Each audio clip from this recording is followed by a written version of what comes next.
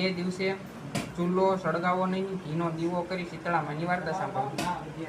એક ગામમાં ડોશીમાં પોતાના 2 દીકરા વહુઓ સાથે રહેતા હતા.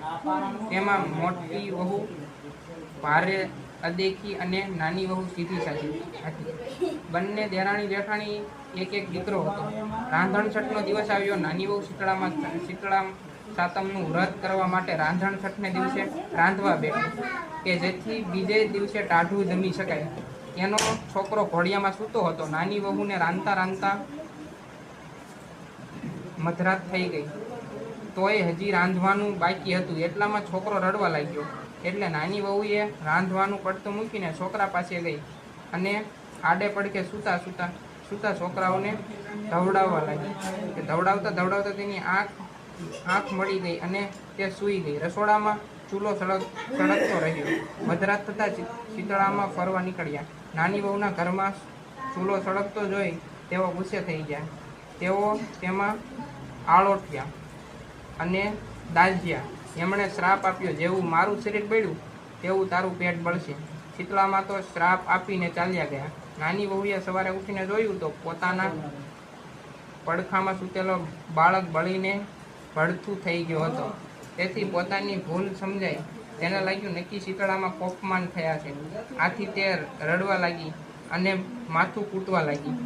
અને રડતી સાંભળી એની જેઠાણી અને સાસુ દોડતા ત્યાં આવી પહોંચ્યા. તેઓ છોકરાઓને જોઈને બોલ્યા, નાની વહુ, રાત્રે તું ચૂલો સળગતો મૂકીને સૂઈ ગઈ હશે, તેથી જ શીતળામાં તારી ઉપર કોપમાન થયા છે. તું તારા છોકરાને લઈને શીતળામાની દેરી પાસે જા અને તારી ભૂલ કબૂલ કરીને એની માફી માંગ.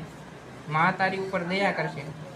નાની વહુ તો છોકરાને ટોપલામાં નાખી ચાલી નીકળી. રસ્તામાં એક તળાવ આવ્યું. નાની વહુ તળાવ પાસે ટોપલો ઉતારી તળાવમાંથી પાણી પીવા ગઈ કે તળાવમાંથી અવાજ આવ્યો, ભાઈ, તું આ તળાવનું પાણી પીશ તો મરી જઈશ.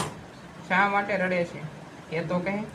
એટલે નાની વહુ બોલી, શીતળામાં મારી ઉપર કોપાયમાન થયા છે, એટલે તેમણે મારા છોકરાને બાળી મૂક્યો છે.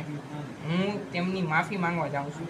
બહેન, તું શીતળામાં પાસે જાય તો સારું, પણ પૂછતી આવજે કે અમે એવા છે પાપ કર્યા છે કે કોઈ અમારું પાણી જ પીતું નથી, અને જો કોઈ ભૂલે ચૂકે પીવે તો તે મરી જાય છે. નાની વહુએ તો પાણી પીધા વગર ટોપલો માથે ચડાવ્યો અને રડતી રડતી આગળ ચાલવા લાગી. આગળ જતા રસ્તામાં તેને 2 આખલા મળ્યા. તેના ગળામાં ઘંટીનું એક પડ હતું. તેઓ લડતા હતા. નાની વહુને જોઈ આખલાઓ બોલ્યા, બહેન, તું કેમ રડે છે? શીતળામાં મારી ઉપર